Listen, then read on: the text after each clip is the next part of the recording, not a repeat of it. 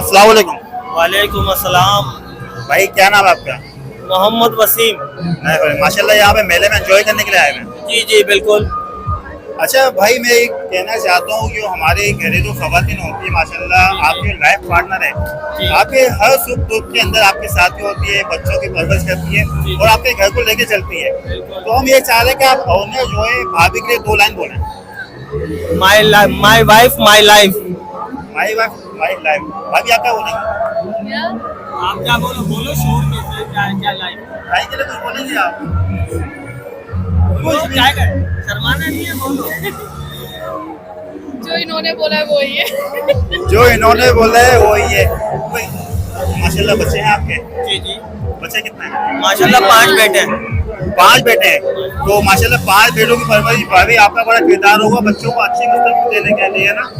अच्छा, एक वालिद जो है आप कैसा देखते हैं इनको, बच्चों की किस तरह का वालिद है ये?